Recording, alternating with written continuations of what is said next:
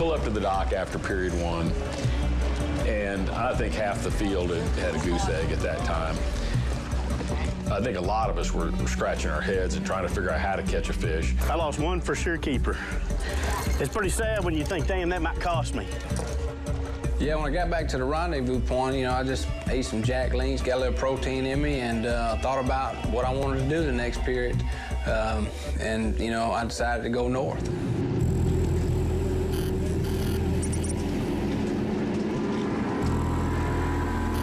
So I'm working my way north. I'm bebopping around, and, you know, I keep thinking about these places where I've been before, where I've caught fish. And so I get back in this little deal, and it's a culvert. When I got there, the beavers had it all jammed up. I'm like, dang. But I got to thinking, I said, you know, it ain't that bad. I said, let me just see if I can, you know, move some of them, just look, see. So I got down there and I moved some logs and kind of, you know, I didn't move much. I mean, hell, how much can you do from a boat, you know? So I moved a couple, and I told my boat official on camera, I said, all right, guys, let's put your life vests on. We're going to go through this thing. We're going to jump the beaver dam. You know what I'm saying?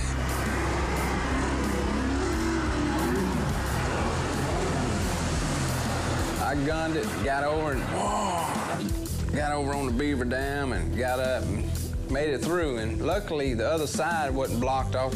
I was able to get through the culvert and get into the pond. They had another one right here, but it's shallow. When I got back in this pond, I was using a flipping stick. One was a 7.6 and one was a 7.10. On the 7.6, I was using a green pumpkin, you know, creature bait. There we go. Come on, baby, get the boat, get the boat, get the boat. Yes, yes. Come on, get in the boat. Oh, yes. That's really good. Oh, my God, he come on soon. Violation, 2-minute penalty. Dog it, man. So I just put him in the boat. God, you know, I started feeling good about my decision. I started feeling good about what I was doing. An Alabama native, Keith Poche might have been feeling good, but the rest of the field was battling frustration. Come on, baby. Give me a few bites this period. What do you want to talk about in period two? Ha! How you like that? That's a heck of a question. What do you want to talk about in period two? Well, I took a leak before I went out there, so I didn't even have to take a leak during period two. What else happened? Fished for like an hour and a half, I hadn't caught nothing, swam a little old jig over a little old piece of thing. One come up, smokes it by the 13-incher, and I lost him. I thought I just lost 8-pounder. I lost 13-incher, and it hurt pretty bad. Dang it! It's bad when you get sighted over a 12-incher. I'm rat fishing, you know, that's what I'm, that's the reason I picked that worm up. You know, it'll catch a big one, but it'll plink me out. So I was just trying to plink out some rats in here. You know, period two was pretty rancid. I flipped some wood, I swam a jig in some bank grass. A giant, when I tell you a giant carp, maybe 60 or 70 pounds, does the craziest thing ever, jumps all the way around our boat. You better not get too close, I'll be gonna put that hack attack jig on. It came up like 3 times right beside, I mean, like literally right beside the boat. It looks like orca. For 5 minutes, it circles my boat. And it's like it's putting on a show. It's like Flipper. I mean, like freaking Flipper was swimming around the boat.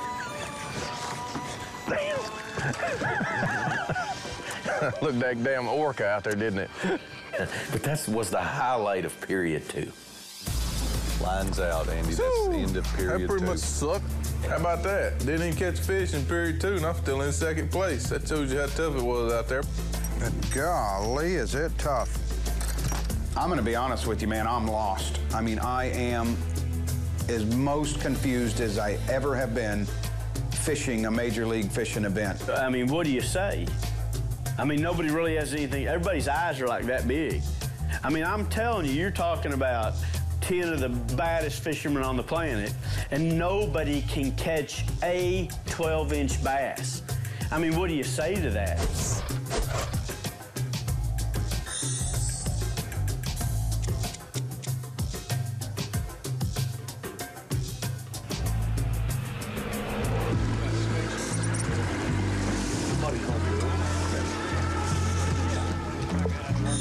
So So it's the end of the second period, and of course the rendezvous point's about 15 minutes from where I got to run.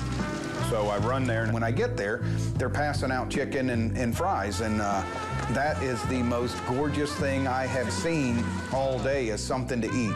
I eat too much, I may go to sleep, take a nap. Let y'all handle it on that last. Jeff Creek stands up on the front deck. He looks out at the guys on the dock, and he's like, Is that all chicken? Yeah. Everything's chicken? Yeah. No That don't do me any good. Today, I was that guy. I acted like a baby. I was a bad sport, and I apologize to everybody watching. Is there cookie or anything in there? French fries, Jeff. Is there anything in there besides? No, there isn't. I normally don't eat. I was hungry. And at least normally they got a big old nice cookie in that bag. It was chicken. I'm not saying anything's wrong with chicken, but I'm allergic to chicken. My throat, my lips, I swell up. I mean, it's like, I'm supposed to carry an EpiPen, and it was all chicken.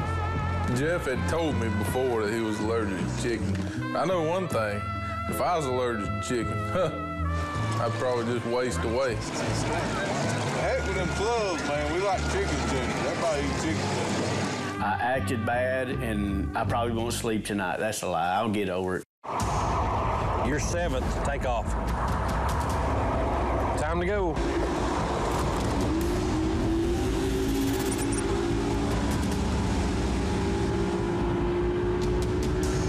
So we're starting the third period. I had dropped a couple waypoints in my ride around in the morning on stuff that I had just run over that looked pretty good. I had seen a little bit of grass on it. There's lots of big flats on the bottom of the lake you follow. I pulled in on one. I said, man, this looked really cool. I remembered it. I thought I had seen a little bit of grass on it. So I'm fishing. I started way out on the end. I'm cranking. Are we okay here? Yeah, I'm gonna probably leave in about 3 more casts. Okay, all right. I was talking to Marty right before I hit the grass. I caught my biggest fish is like a 2.5 pounder. Smoked that crankbait. I mean, hit it hard. Look at that guy. And when you get a real hard bite on a crankbait, a lot of times that tells you there's a lot of fish there. And I said that to Marty. I said, there must be a bunch of them. That one hit it really hard. Maybe I'll stay here a little longer. Sucker hit it like a freight train. So then I have the backup. I have my worm, the plastic worm, to kind of see what's going on down there. Then I kind of went to work on them for a little bit. I caught several. I believe he'll measure. Big old spot. Look at that. I was getting a bite every cast. A lot of them were little, a couple of them were good ones. Come here, buddy. Another spot. Look at the size of that spot. I caught, some spots and largemouth.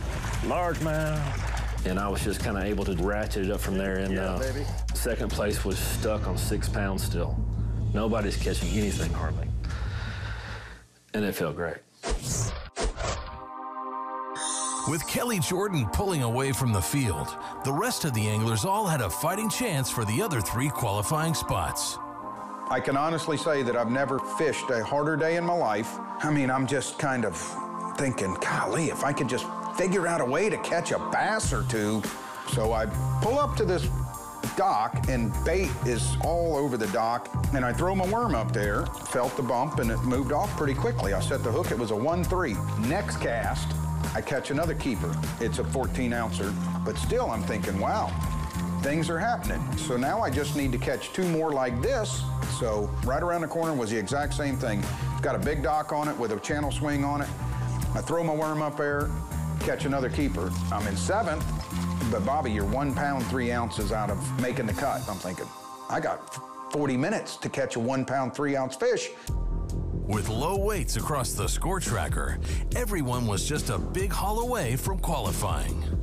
I pull up on a dock. The dock's high off the water, so it's probably 4 or 5 feet off the water, and I can see a silhouette of a 5 pounder just laying right up on top of the structure. That 5 pounder sitting there, see him? Oh, yeah. And so I told my camera guy, Rick, I said, don't move. Turning around. It's gonna bite it. So I took my drop shot and I flipped it out there. I just kept shaking it. Turned around. Just sitting there. When those fish are suspended like that, or up off the bottom, they don't bite. She's just sitting up there and just never bit my bait. Andy, that's the end of the round. Lines out. Whew. One of the toughest Major League fishing days I've ever fished, but we made it. It feels good to get off that zone, that's for sure. It looks like for right now we're in third place. We advance on to the next round.